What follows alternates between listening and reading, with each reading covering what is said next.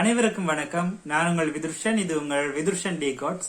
இன்றைக்கு நாங்க இந்த காணொலியில என்ன விஷயங்களை பற்றி பார்க்க போறோம்னு சொன்னா, இலங்கையினுடைய 77வது சுதந்திர தின கொண்டாட்டங்கள் இன்றைய தினம் கொழும்பில் அமைந்திருக்கிற சுதந்திர சதுக்கத்துல ஜனாதிபதி அனுரகுமார திசாநாயக்க தலைமையில நடைபெற்றிருக்குது.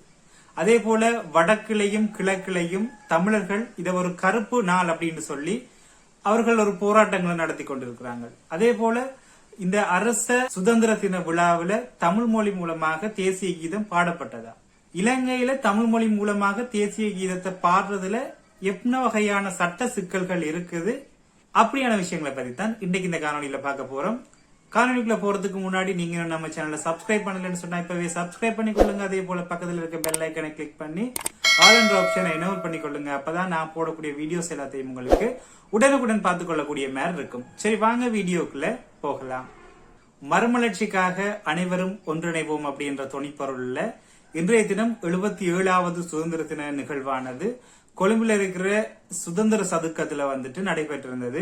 முப்படைகளினுடைய தளபதிமார், அதே போல ஜனாதிபதி அனுரகுமார திசாநாயக்க, அதே போல பிரதமர் உள்ளிட்ட பாராளுமன்ற உறுப்பினர்கள், அதே போல எதிர்கட்சி தலைவர், அதே போல வெளிநாட்டு தூதுவர்கள், ஜனாதிபதியினுடைய செயலாளர்கள், அமைச்சுகளினுடைய செயலாளர்கள், பொதுமக்கள் என்று சொல்லி பெருந்திரளான ஒரு மக்கள் கூடியிருக்கிற இடத்துலதான் இலங்கையினுடைய 77வது சுதந்திர தின கொண்டாட்டங்கள் நடைபெற்றிருந்தது.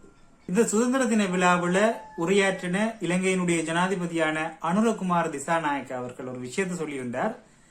இந்த சுதந்திர தினம் அப்படின்றது எதிர்காலத்துக்கான சுதந்திர தினம் அப்படின்னு சொல்லியிருக்கார். ஏன்னு சொன்னா, இதுக்கு முன்னுக்கு இருந்த சுதந்திர தினங்களை விட இந்த சுதந்திர தினம் ஒரு தனித்துவம் வாய்ந்தது. ஏன்னு சொன்னா, இங்க வடக்கு, கிழக்கு, மத்தி, தெற்குன்னு சொல்லி எந்த விதமான பேதங்களும் இல்லாம அனைத்து மக்களாலும் தெரிவு செய்யப்பட்ட அந்த அரசாங்கம் அமைஞ்சிருக்கு அப்படின்றத அவர் சொல்றதுக்காகத்தான் இந்த விஷயத்த சொல்லியிருந்தார். இது இன்னும் தொடரணும் அப்படின்ற விஷயத்தையுமே அவர் வலியுறுத்தி இருந்தார். அதே போல இனி வருகின்ற இந்த நவீன யுகத்துக்கு ஏற்றாற் போல இலங்கையில் அனைவரும் ஒற்றுமையாக இருந்து இலங்கையினுடைய அந்த பல்லின கலாச்சார தன்மையை பேணி நாட்டினுடைய எதிர்காலத்துக்கு இந்த சுதந்திர தினம் ஒரு அடிப்படையாக அமைய வேண்டும், இங்க இன மத ஐக்கியம் நிலவ வேண்டும் அப்படின்ற மாதிரியான நிறைய விஷயங்களை அவர் சொல்லியிருந்தார். அதே போல இந்த நாட்டுக்காக உழைக்கின்ற அத்தனை தரப்பினர்களையும், அது ஆசிரியர்களாக இருக்கட்டும், விவசாயிகளாக இருக்கட்டும், மீனவர்களாக இருக்கட்டும், அனைத்து தரப்பினருக்கும் ஒரு நன்றி செலுத்துற விதமாகவும் ஜனாதிபதி அனுரகுமார திசாநாயக்க அவர்களுடைய உரை இன்றைய தினம் அமைந்திருந்தது. இந்த அரச சுதந்திர தினத்துல வளமையை விட ஒரு முக்கியமான ஒரு அம்சம் இடைமற்றது என்னன்னு சொன்னா, இலங்கையினுடைய தேசிய கீதம் தமிழ் மொழியிலையும் பாடப்பட்டது.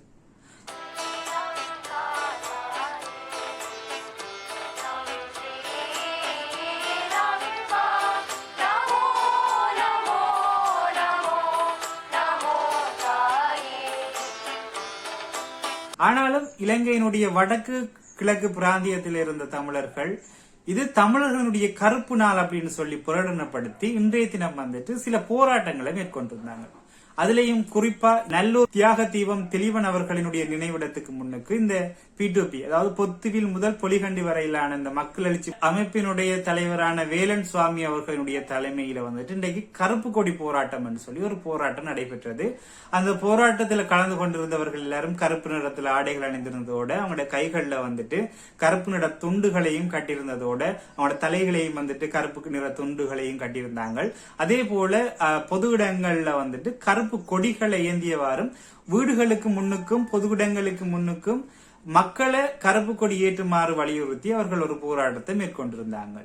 அதே போல இந்த போராட்டத்தில் கலந்து கொண்டிருந்த வேலன் சுவாமி அவர்கள் ஒரு விஷயத்த சொல்லியிருந்தார். என்னன்னு சொன்னா, இலங்கையினுடைய சுதந்திர தினம் என்பது தமிழர்களுக்கான கருப்பு நாள் அப்படின்னு சொல்லியிருந்தார். அதாவது எங்களுக்கு தனியான ஒரு நாடு கிடைக்கும் வரைக்கும் இந்த நாட்டுல நடக்கிற எல்லா சுதந்திர தினங்களும் எங்களுக்கு கருப்பு தினம் அப்படின்ற ஒரு விஷயத்தை அவர் வலியுறுத்தி இருந்தார். அதே மாதிரியான இன்னும் ஒரு போராட்டம் கிளிநொச்சி மாவட்டத்தில் நடைபெற்றிருந்தது.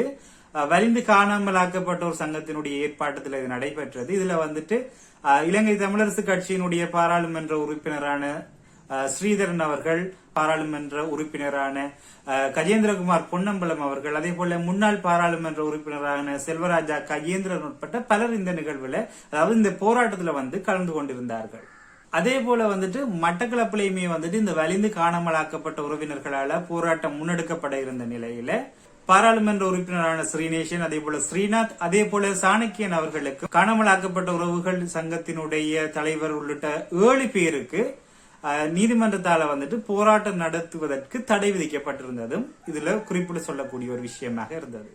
அதே போல இந்த சுதந்திர தினத்துக்கு முன்னதே வடக்கு கிழக்குல இருக்கிற மாணவர் அமைப்புகள், பல்கலைக்கழகம் சார்ந்த அமைப்புகள் ஸ்ரீலங்காவினுடைய சுதந்திர தினம் தமிழர்களினுடைய கருப்பு தினம் அப்படின்னு சொல்லி பிரகடனப்படுத்தி இருந்தாங்க. சரி, இது இப்படி இருக்கக்குள்ள இன்றைய தினம் நடைபெற்ற இந்த அரச சுதந்திர தினத்துல தமிழ் மொழியிலையும் தேசிய கீதம் பாடப்பட்டிருந்தது. தமிழ் மொழி மூலமாக தேசிய கீதம் பாடுறது அப்படின்றது எனக்கு தெரியும் தேசிய கீதம் உருவாக்கப்பட்டதுல இருந்து ஒரு பெரிய சர்ச்சையான ஒரு தான் இருக்குது. கடந்த நல்லாட்சி காலத்துல இலங்கையில தமிழ் மொழியில தேசிய கீதம் பாடப்பட்டது. அதுக்கு பிறகு 2019க்கு பிறகு கோட்டாபய ராஜபக்ஷ ஆட்சி அமைச்சதுக்கு பிறகு இந்த தமிழ் மொழி மூலமாக தேசிய கீதம் பாடுறதுன்றது இல்லாம போனதுக்கு பிறகு இன்றைய தினம் நடைபெற்ற இந்த அரச சுதந்திர தின நிகழ்வுல தமிழ் மொழியிலையும் தேசிய கீதம் பாடப்பட்டிருக்குது. அப்படி தமிழ் மொழியிலும் தேசிய கீதம் பாடப்பட்டிருக்குது அப்படின்னு தான் சொல்ல வேண்டி இருக்குது. ஏன்னு சொன்னா இலங்கையினுடைய அரசியலமைப்பு, அதாவது ஒரு நாட்டினுடைய அது உயர்ந்த சட்ட தொகுப்பாக சொல்லப்படுறதுதான் அரசியலமைப்பு. இந்த அரசியலமைப்பை காட்டியே நிறைய பேர் தமிழ் மொழி மூலமாக தேசிய கீதம் பாடுறதுக்கு மறுப்பு தெரிவிச்சு வந்திருந்தாங்க. ஏனென்று சொன்னா இலங்கை அரசியலமைப்பினுடைய அத்தியாயம் 1ல மக்களும் அரசும் இறமையும் அப்படி என்ற இந்த அத்தியாயத்துல உறுப்புரை 7ல இலங்கை குடியரசின் தேசிய கீதம் ஸ்ரீலங்கா மாதா என்று இருத்தல் வேண்டும் அப்படின்னு சொல்லி குறிப்பிட்டிருக்காங்க. ஆனா இது நாங்க தமிழ்ல பார்த்தோம்னு சொன்னா ஸ்ரீலங்கா தாயே என்று இருத்தல் வேண்டும் சொல்லி இருக்கும். அப்ப நிறைய பேர் இதை வச்சுக்கொண்டு இலங்கையின் தேசிய கீதம் ஸ்ரீலங்கா மாதான்னு சொல்லிதான் தொடங்கணும். அப்ப ஸ்ரீலங்கா தாய் என்று தொடங்குறது அரசியலமைப்பை மீறுற விஷயம் அப்படின்னு சொல்லி பல தரப்பினர் உயர் நீதிமன்றத்துல வழக்குகளை எல்லாம் இட்ட போதும் அது நிராகரிக்கப்பட்ட வரலாறுகளும் இலங்கையில இருக்குது. இலங்கையினுடைய தனித்துவமே இலங்கை ஒரு பல்லின கலாச்சாரத்தை பேணுகின்ற அல்லது பல்லின கலாச்சாரம் உடைய ஒரு நாடு அப்படின்றதுதான். ஆனா இங்க இருக்கிற 2 மொழியிலையுமே தேசிய கீதம் பாடப்படுறதுன்றது ஒரு பிரச்சனைக்குரிய அல்லது ஒரு சர்ச்சை ஏற்படுத்தக்கூடிய ஒரு விஷயமா தான் இருக்குது. எங்கட அண்டை நாடாட இந்தியாவை நாங்க எடுத்து பார்த்தோம்னு சொன்னா அது இந்தியா மொழிவாரி மாநிலங்களாக பிரிக்கப்பட்டாலும் அங்கு சிறுபான்மையினராக வாழக்கூடிய அந்த வங்காள மொழியில தான் நம்மளோட தேசிய கீதம் இருக்குது. அதே போல சிங்கப்பூர் எடுத்தோம்னு சொன்னா பெரும்பான்மையினரா சீனர்கள் வாழ்கின்ற போதும் அங்க மலாய் மொழியில தான் தேசிய கீதம் பாடப்படுது. அதே போல நாங்க நியூசிலாந்து எடுத்தோம்னு சொன்னா அங்க ஆங்கிலம், மாவோரி போன்ற மொழிகள்ல பாடப்படுது.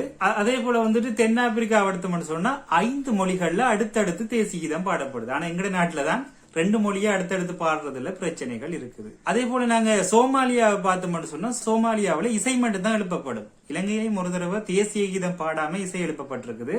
1961ஆம் ஆண்டு ஸ்ரீமாபோ பண்டாரநாயக்கா இப்ப பிரதமராக இருந்த டைம்ல கண்டியில தேசிய சுதந்திர தின விழா நடைபெறுது. அங்க அந்த நமோ நமோ தாயே ஸ்ரீலங்கா தாயே அப்படின்னு சொல்லி மாத்து இருந்த பிரச்சனையால பாடாம இசை மட்டும் எழுப்பப்பட்ட வரலாறுகளும் இலங்கையில இருக்குது. அந்த வகையில இன்றைய சுதந்திர தின விழாவில் தமிழ் மொழி பாடப்பட்டதை எப்படி சொல்லி பார்த்தோம்னு சொன்னா அந்த புரோகிராம் முடிஞ்சு, அதாவது புரோகிராம் நிறைவுல தான் தமிழ் மொழி மூலமாக தேசிய கீதம் பாடப்பட்டது. இது எப்படி இருந்ததுன்னு சொன்னா அரசியலமைப்புண்ட அத்தியாய 4ல ஒரு விஷயம் இருக்குது. அது என்னன்னு சொன்னா இலங்கையின் அரச கர்ம மொழி சிங்கள மொழியாதல் வேண்டும் அப்படின்னு சொல்லி இருக்குது. அதுக்கு பிறகு அது அட் பண்ணிருக்காங்க என்னன்னு சொன்னா தமிழும் அரச கர்ம மொழியாதல் வேண்டும், இல்லாட்டி அரச கர்ம மொழியாக இருத்தல் வேண்டும். அது எப்படி இருக்குது? அதை ஒரு வசனத்துல போட்டிருக்கலாம், தமிழ் சிங்களம் இலங்கையினுடைய அரச கர்ம மொழியாக இருத்தல் வேண்டும் அப்படின்னு போட்டிருக்கலாம். ஆனா அரசியலமைப்புல அப்படி போடாம எப்படி போட்டிருக்காங்க, முதல்ல ஒரு வரி, அதுக்கு பிறகு தமிழும் அப்படின்னு சொல்லல, இதுதான் எங்க அரச கர்ம மொழி, நீயும் இருந்துட்டு போ அப்படின்ற மாதிரி தான் இலங்கையினுடைய அரசியலமைப்புல இந்த தமிழ் மொழிக்கான அங்கீகாரம் இருக்குது. அதே மாதிரியாகத்தான் நான் இந்த நிகழ்வை பார்க்கிறேன். என்னன்னு சொன்னா சிங்கள மொழியில பாடப்பட்டதுக்கு பிறகு தமிழ் மொழி பாடப்பட்டிருந்தால் அது 2 மொழிக்கும் சம அந்தஸ்து வழங்கப்பட்டிருக்கு அப்படின்னு சொல்லி நாங்க எடுத்துக்கொள்ளலாம்.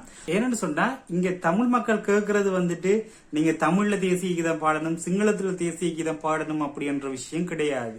இங்க சிங்களவர்களை போல தமிழர்களுக்கும் சம உரிமை வேண்டும், எங்கட அபிலாசைகளை நாங்கள் வெளிப்படுத்த வேண்டும். எங்கட உரிமைகள், எங்கட அடிப்படை உரிமைகள் எல்லாம் பாதுகாக்கப்பட வேணும் அப்படின்றதான் ஆரம்ப காலத்திலிருந்து தமிழர்கள் வலியுறுத்தி கொண்டு வரதே தவிர தேசிய கீதம் தமிழ்ல பாடணும் அப்படின்றது இந்த கன்செப்ட் இல்ல. அதை நாங்க விளங்கி கொள்ளணும். என்னன்னு சொன்னா இங்க பிரச்சனையே வந்துட்டு ரெண்டும் ஒரு ஈக்குவலாக இல்லாம ஒன்றுக்கோ சார்பாக இருக்கிறதா நீங்க பிரச்சனையே தவிர அது முன்னுக்கு பின்னுக்கு பாடுறது, பாடப்பட்டது, பாடப்படலன்றது பிரச்சனை கிடையாது. இங்க பிரச்சனையே ஏன் ரெண்டு மொழிகளும் சமமாக பேணப்படுதில்லை, இல்லாட்டி சமமாக பாதுகாக்கப்படுதில்லை, இல்ல சமமாக மதிக்கப்படுதில்லை அப்படின்றதுதான் இங்க பிரச்சனை அப்படின்றது என்னுடைய பாயிண்ட் ஆஃப் வியூ.